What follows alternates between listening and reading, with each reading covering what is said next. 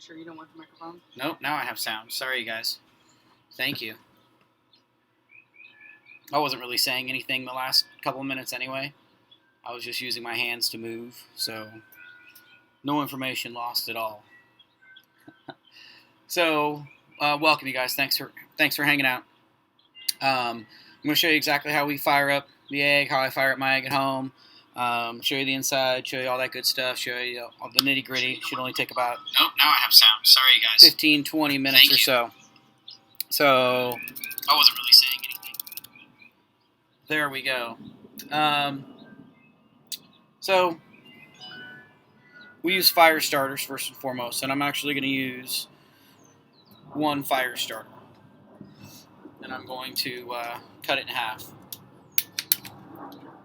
So this fire starter give me two separate points of fire, and I'll just separate them. I'll go like 12 and 6 o'clock roughly. So that's important to have. The other thing you need to have is you need to have your smoking wood available and ready. We don't soak our smoking wood. It's all cured. It's really high quality, so all the natural sugars and oils are still in here. So we have our smoking wood ready to go. For some reason you were using wood chips or something you feel like you had to smoke, then you'd have to soak it in water, pull it out of the water, and make sure the water is well drained. You're not going to get a really super awesome smoky flavor, but it will keep that wood from burning up immediately. Some way to light your fire starters, a lighter, flick a flame, anything like this. Some people actually use this torch to light their charcoal, but I don't think that creates a very good core of energy for a nice long burn, so we do not recommend using a torch. So, of course, gloves, because we're playing with charcoal, so we'll get some gloves. I've got my plate setter ready to go as well. Little pro tip, if you want to save a little bit of cleaning, wrap your plate setter in a couple pieces of aluminum foil, and that'll keep your plate setter a little bit cleaner during this long cooking process where you're going to get lots of fat and juices and all of that stuff. Alright, so I'm going to show you the inside of the grill. See what it looks like. Alright, so there it is. We have a little bit of charcoal in the bottom. Ash is gone. That's basically because we did a winter clean on it. I haven't used this particular one for a minute. And I have the grate exposed on the bottom. So we're always going to have some charcoal to start from the last time that you cooked. You're just going to go through it once with your ash tool. Doesn't have to be perfectly clean. And then if you do have any ash in the bottom, doesn't have to be. If you have a large amount of ash in the bottom, go ahead and clean it out of the bottom. But if you don't have a bunch of ash, don't worry too much about it. All right. So that's what the charcoal looks like. Fire starters in the bottom. Just like that. It's about 12 and 6. And we're going to light them. The other thing to remember in this whole setup is you should have pulled that meat out of your refrigerator at least a couple of hours ago. Ideally, we want whatever we're smoking or introducing to heat to be at room temperature when we do that, or as close to it as we can. And that takes a long time for a big piece of meat. So there it is. I'm going to take the charcoal that's there, and I'm just going to create a little bit of a tent over the top of each one of these pieces. So when I add more charcoal, it doesn't snuff out the fire like I just accidentally did to that one right there. There we go.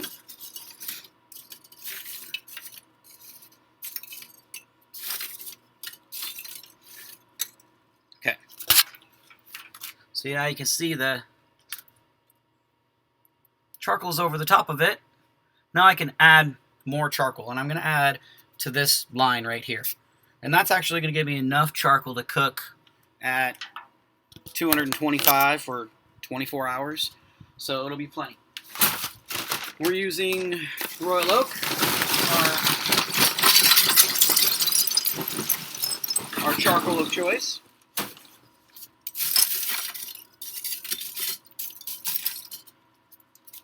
All right, now you can see it's filled up. We have smoke, so we didn't kill our fire. And now we have the all-important step. Close the lid, open the top vent and the bottom vent all the way. I'm going to get this a little lower so you can see what's going on here. Open the top vent, bottom vent all the way so that it can start to draw air through the bottom out the top and build that core fire. So what we're trying to do is we're not trying to heat up the ceramic. We're not trying to get all of this really hot, but we are trying to build a big enough fire so that when we do introduce wood chunks to it and we slow the airflow down and we really want to go nice and slow, it's a strong enough core to burn slowly through the rest of the charcoal and burn through the wood chunks. So this is the exact same way we would fire it up if we were going to cook hot or if we were going to do a slow cook. The difference is that when we take this to 400 degrees, instead of putting in our grates or leaving the vents open and continuing to heat it up for maybe a direct cook or a roast or something, that's when we're actually going to introduce everything into the egg. So that's when we'll introduce the wood chunks, the plate setter, or heat deflector, whatever you want to call it, and then also a drip pan, grate, and of course the protein. So we're going to do that all at once because once we've built that core fire, we don't really want to mess with it at all. We just want to get everything in there, close the vents down, and give it just enough air so that that core fire can continue to live, but not grow and get too hot and not die. Biggest mistake people make when they fire up their eggs for a long cook is they either get that core too big, so they get their fire too hot, and they can't get it cooled down, and they end up kind of spending a lot of time trying to cool the thing down versus smoking, or they don't build a big enough fire or a big enough core of energy, and then when they try to go really low and slow, it's not enough air to feed a small enough fire, and therefore it goes out, and it goes out in the middle of the night, usually the horror story, and that's not what we want either. So we're going to do an overnight cook. We'll go 12, 14, 16, 18 hours. We'll go as long as we feel like going, really. Because this is corned beef, and we're going to be doing pastrami, I might want to take it to about 185. That'll be a perfect temperature. Everything will be nice and tender, and the fat will be rendered and all that good stuff because we've already given it a whole week of curing. If this was brisket, I may, and that's something we're going to talk about in the smoking class tomorrow. So this is kind of in preparation for the smoking class tomorrow. This actually is in preparation for the smoking class tomorrow. But we'll talk more in detail about doing like an uncured brisket where you're just doing a Texas style brisket and some other stuff like that. We're going to do the ham ribs, which we talked about on Monday. I've also got them dry rubbed so we can compare the difference. And then that preserved duck as well, which is looking really beautiful. So one thing to note, that when you're firing your egg, you or your whatever Kamado grill, you should see on your initial fire this smoke coming out of the top. And this is telling you a couple of good things. One, that we have good airflow. So air is going in the bottom, it's exiting out the top. If you didn't have good airflow, that smoke might kind of barely evacuate and kind of roll out of the top and almost roll down the sides if you've ever seen a really bad airflow kind of situation. So this tells me that's good. I have good airflow. And the other thing it tells me is when that smoke or that heat is going to turn to fire. And those fire starters are going to ignite that charcoal, and that charcoal is really going to become our core source. And I can relate those with two different things. The smoke, the color of smoke as it goes from smoky to clear, and then obviously as my thermometer rises. So this is one of the very few times in which your thermometer is really, really accurate. There's really nothing between the thermometer, the stem just sticking through the dome here, and the fire. There's no grates, there's no plate setter, there's nothing interfering that. So this is going to give you a pretty accurate initial reading. And then the other thing I'm going to do is I'm going to use a Flame Boss pit controller, not because you need to, and this isn't a knock on Flame Boss. I have theirs, I use them, I love them. They have particular instances in which they're very helpful and useful, especially when you want to monitor and share your cooks. But by no means is it necessary to have one to enable this cook. And that's actually what I'll do tomorrow. Is I'll probably throw a quick film on just whether the only time I use these are when I want to share, and if we're cooking on the rooftop, something kind of a weird situation like that. But I rarely use them on the lower patios or in my own backyard, because the way I'm showing you how to build this fire will give you a really, really nice, even cook. So part of the reason why I'm using Flame Boss is because I want to be able to share the cooking temperature, and the important thing is the plateauing. Oh, that cat. Mary Ann Cotton. Google that name. Mary Ann Cotton. She's a killer. Ugh. Anyway, so I want to be able to show everybody the stall, which is a very real thing. Lots of people experience it, but unfortunately, people experience it because they haven't properly taken care of the meat. If you properly take care of the meat, you should not experience the stall. So we're going to put that statement to the test, and I will share my readings, my graph out readings, and you'll be able to see that the temperature of my pastrami, my brisket, is actually going to go up gradually, and it will never at any point kind of just flatten out and stop and then go up again. It'll go up gradually all the way to 185 where we want it.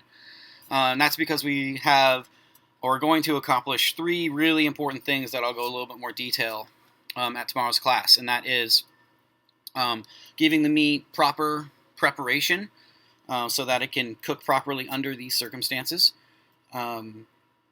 Bringing the meat up to the proper temperature to start with. Oftentimes, people start with the meat too cold, and that's going to shock it, and that's where you'll plateau. And then the last thing is being able to cook at a proper temperature. If you can't maintain a proper temperature, you're going to shock the meat, and then it'll have plateau as well. So we'll talk kind of in detail about all 3 of those things. One of the key things, though, is a good setup, good fire on your grill. So I can hear just a smattering of a crackle or a pop. You may have heard that. That tells me 2 things as well. Number 1, it is starting to get hot, so we're starting to get fire. And number 2, there's a little bit of liquid in there. Crackling and popping is never a super awesome thing. So that tells me my charcoal might have a little bit of moisture in it. Maybe I didn't keep it quite dry enough. Or maybe there's a little bit of moisture inside the grill because I haven't used this particular one in a long time. So we are getting pretty close to that smoke going clear and giving us some more information. While that's happening, I'll just say really quickly, if anybody has any questions at all, or they want to chime in, say hey, you can post in the comment section. Be sure and subscribe, and be sure and check out the Venmo link. So I'm doing all these live series. I'm trying to provide the viewers with a little bit of information, a little bit of entertainment, something of value, so that I can earn some tips and help support the team. I had to lay off my entire team, I guess it was a little bit over a week ago now, and so I've been hosting videos, and will continue to host videos, and continue to raise money to help support the awesome people that are Chef JJ's. So that's why we're hanging out doing this. That's why you get a nice picture of my backyard. All right, so a couple things I didn't show you on camera real quick. It's going to be the drip pan, so just disposable aluminum pan. I tend to double them up because they are disposable, so they can get little holes in the bottom of them. So I tend to double them up, and I won't fill this with anything of any value at all. I will fill it with a little bit of water, and that's just simply to offset some of the drippings. You don't have to use a drip pan. If you want all those drippings to fall right onto the plate setter and you want them to kind of sizzle and smoke and contribute to that flavor, by all means. There's really nothing wrong with that. The only thing that you run in the danger of is too much fat or too much smoke, and then it can get a little not appealing. And then the other thing that goes on that is you're still cooking with an open flame, so if you do open up that grill with all that extra fat, you could ignite it, so be careful about that. So that's why we use these, though. And then the plate setter I was talking about. So just a couple pieces of foil. We'll put that over the top, and that'll set us up for success. This shouldn't be super messy, but it's going to be a little messy because the brisket's not round. And that's always a challenge you have with working with the grill. So we have everything set up. We have a couple of pieces I have for the Flame Boss. This is a little adapter piece that'll go into the bottom. And then I have the fan unit.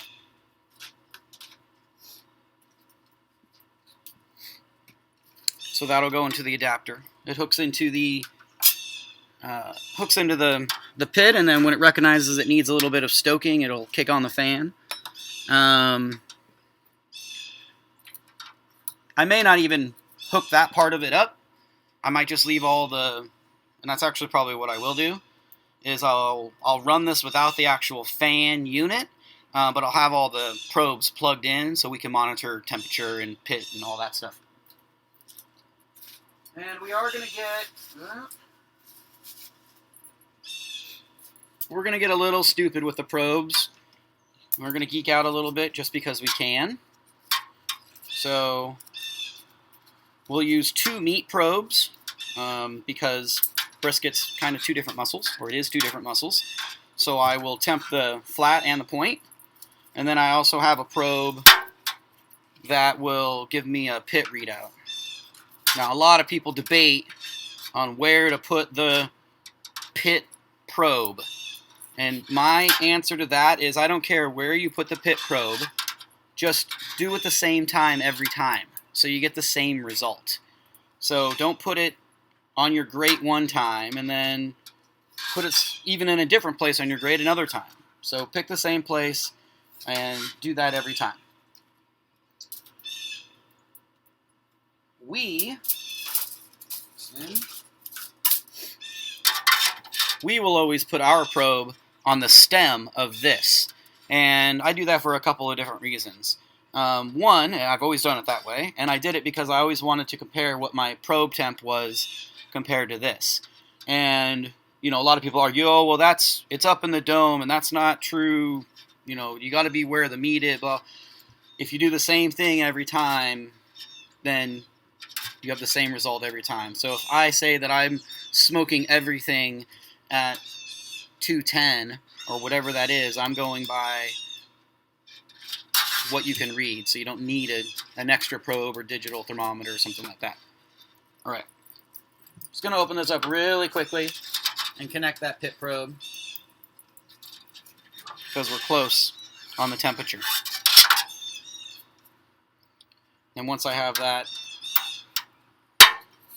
you guys see, once I opened that lid, all that smoke just went away. It's because we were really close. And I'm going to show you something pretty cool. What's happening now. And that is, we've gone from that smoke to that flame.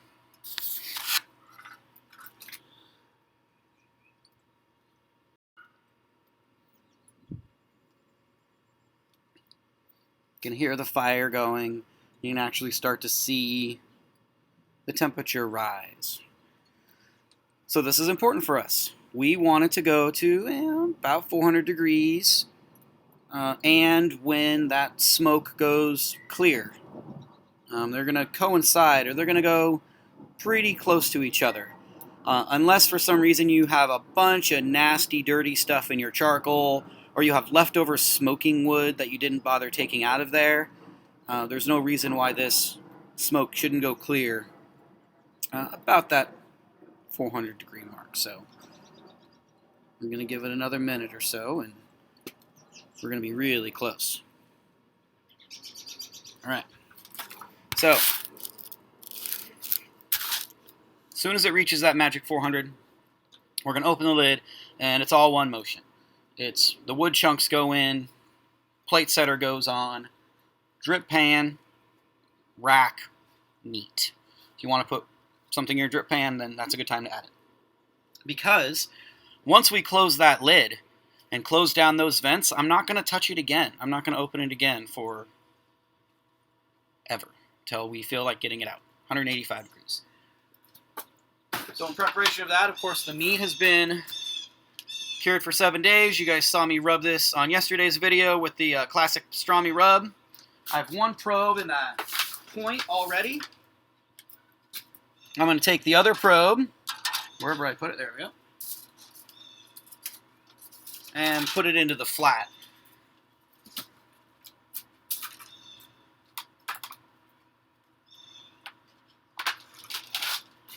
There we go. Now I've got this Frankenstein monstrosity setup. Really, the only two main super necessary things for something like this are it's really fun to track the temperature, and it's fun to share it with people who are doing the same thing. So once I am able to get this information online and share it, just having trouble hooking it up to the Wi-Fi for some reason, you guys will be able to check it out. If not, I'll just share it as I can. So here we are again. We're so close. We're just over 300.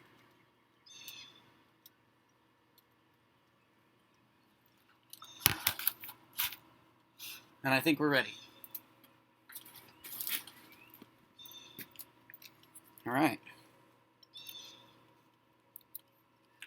Let's see if you guys are... Sorry, I'm jumping between a little bit. Seeing what's going on. Whoa. Whoa. Can't see anything. Oh, there we go. All right. So, again, if you guys have any questions at all, or maybe you do have questions and I'm just not seeing the comments. Whoa, there it is. So that probe is saying, you're hot, time to go, which is really close.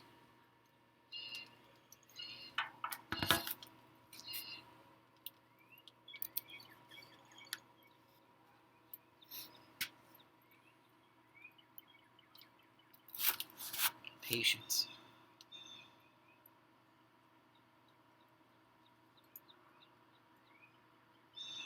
Almost.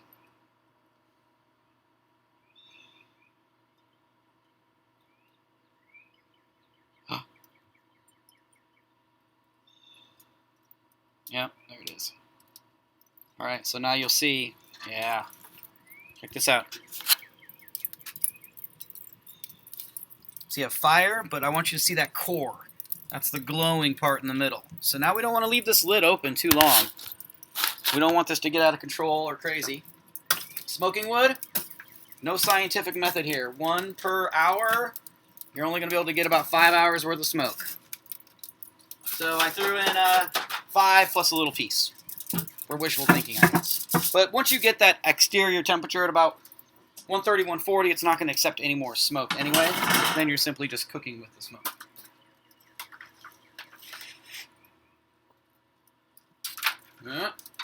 Trying to make a mess, aren't I? There we go.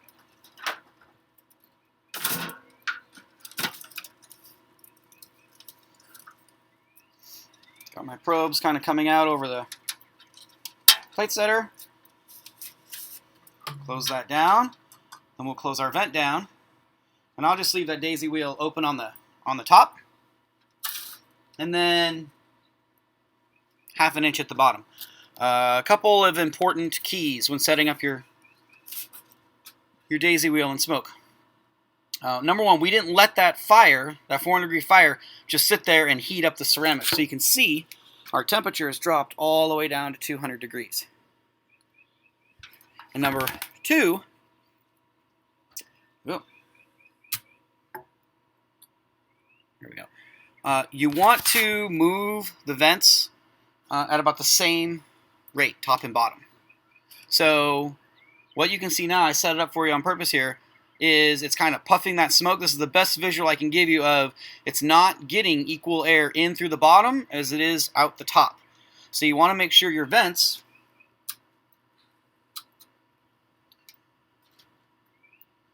You want to make sure your vents are the same, top and bottom.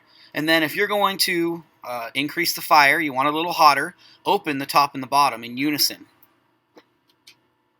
If you want to decrease it a little bit, close the top and bottom in unison. Don't ever just move one or the other. Lots of people have different opinions on that, but in my opinion, you never want to disrupt that natural airflow that makes the grill work, which is air through the bottom and out the top at a nice even rate. The faster the rate, the hotter the fire. The slower the rate, the lower the fire. So pretty simple when it comes to that aspect. So now that these, the fire started, the meat's in, probes are ready, my vents are good, I'm ready to go. I don't really need to check this again. If you are not comfortable with this yet, or you're getting used to it, you're going to check it for probably an hour or two. If you feel like it's getting a little low on you or getting a little high, make a small adjustment and then wait a half an hour, because at this low of a temperature and this slow of a rate, it takes a little while for everything to kind of readjust. So if all that ceramic is heated up to 240 and you only want to cook at 235 and you make a little adjustment to cool it down, it's going to take more than just 5 or 10 minutes to necessarily do that. So just make a small adjustment and understand that less air means it's going to be running a little cooler, and more air means it's going to be running a little hotter. Again, we'll talk more smoking tips, some specific recipes tomorrow. Check out the class. We're going to do it at 6:30 tomorrow night. So check us out. Again, if any of this information is useful to you at all, please go to our Venmo at Chef JJ's. Contribute to the team. 100% goes to the team, and I'd really appreciate it. So thanks for checking us out, and hopefully we'll see you guys again tomorrow. Be well, everybody.